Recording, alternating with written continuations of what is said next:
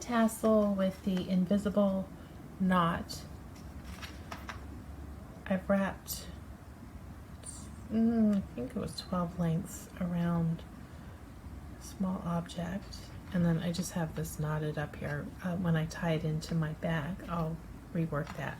Let's work on the tassel. So I'm using the gold thread for the pretty accent.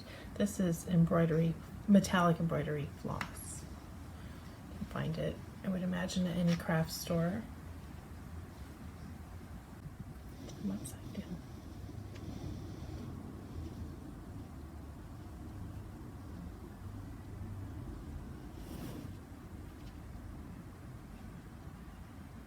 I have a cat helper. Hi, cat helper. Okay, upside down. So, like this.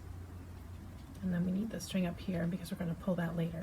Right, so pull a little snug.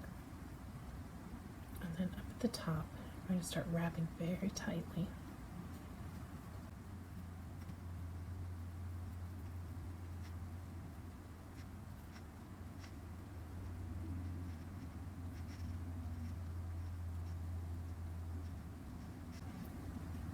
And I want quite a bit because this is part of the accent detail, this gold.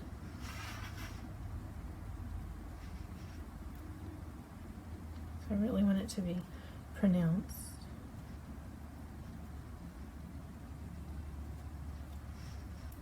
So how many times you wrap is not important. You know, you want enough to make it look like a tassel.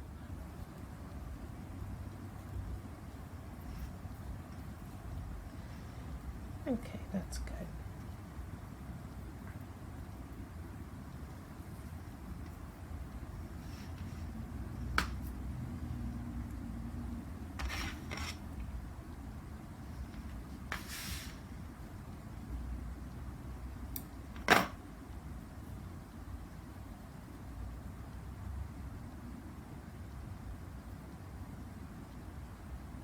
I'm going to pull this through the loop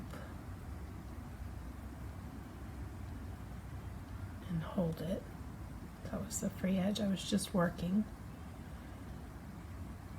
And then pull up on this one, pull it snug.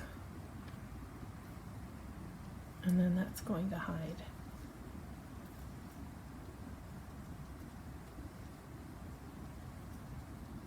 That inside tie.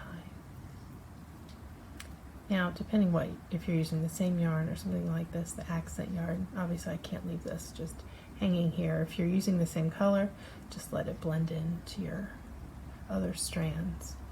But since this is a different color, okay, you can secure what did I pull through. I cut that one.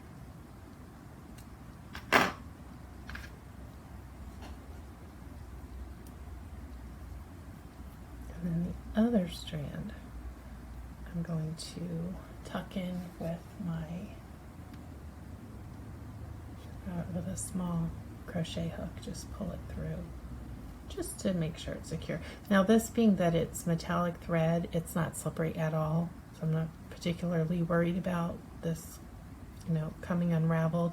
But with regular yarn, it's a little bit more slippery. You want to be careful with that. Let me get a small hook. I have my small 2mm hook. Go up, grab that.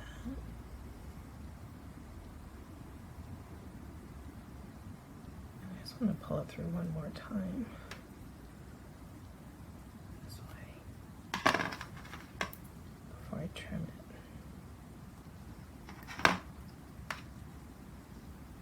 And the extra piece that didn't get pulled through, I can just pull that out.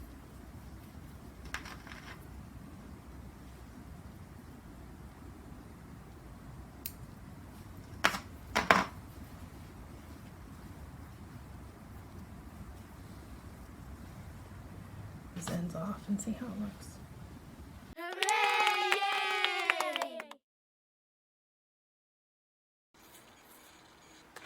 I'm excited to show you the project trackers I have designed, and I wish I did this years ago because they have been really wonderful to have. So first of all, nice size, fits right into a project bag, and this is the large print. In the front of the large print, I want to show you, there is a true to life 4-inch ruler, so you can check your gauge easily. You don't have to fumble around, look for a ruler. I've used this quite a bit in just the past 4 projects I've used in this book. And there's also small print, and each of these books has sections for small projects, mid-sized, and large projects like blankets. So the small projects, there's 60 stitches, like a dishcloth, something like that. And there's room for notes, and I have space after each stitch that you check off. If you have to put a note, maybe you changed a color, you changed a stitch, you changed your hook, all of that can be in there. Mid-size projects, 180 stitches, and there's room for notes. And then the blanket size, 330 stitches. And then let's compare the large size print, which I need because I have terrible eyes since I was a teenager, compared to the small size. So handy. And of course a link will be available to get these if you want one for yourself.